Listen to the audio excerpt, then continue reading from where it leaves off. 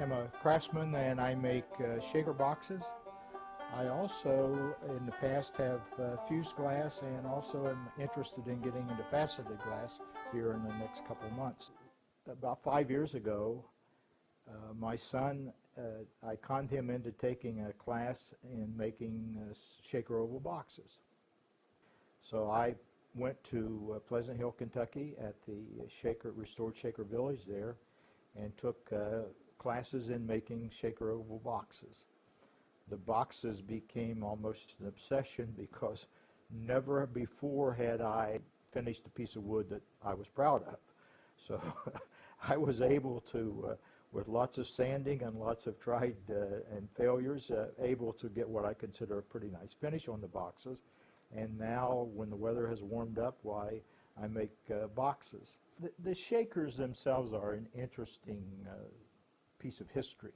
One of the shaker mottos was hands to work and hearts to God. That was one of their sayings. And the men, the excellent carpenters, the buildings that they built in the shaker communities are really marvelous pieces of engineering.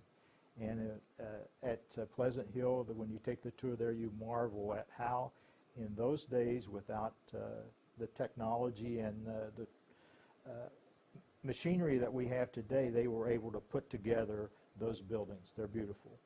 They also built a lot of furniture, and very simplistic, and yet very, very attractive. And the boxes themselves are, very simple. They were used as everyday items in the villages, and consequently they stored seed in them, they stored flour in them, they stored whatever they wanted to, and yet if you look at them, the simplicity that's there is still a very attractive, very attractive to you. Each box is individually made, as well as with the stained glass or with fused glass. Everything is not done as a production activity. And so I find myself on a stool with a piece of sandpaper in hand, and at that point it's just me and the particular article that I'm working on.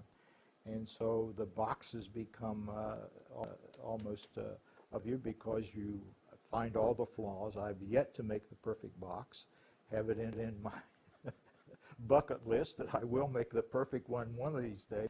But at that point, you and the box are sitting there, and it's a matter of you trying to pull out of that box a nice finish. I do paint some of the boxes with milk paint, and lots of people like painted boxes, but there's nothing quite as nice as a good piece of wood that has a great grain to it, and you can bring that grain out. There's just a feeling of, finishing something, creating something that it's a great feeling. Geez, I did that. Whether anybody likes it or not, I do, and I like it.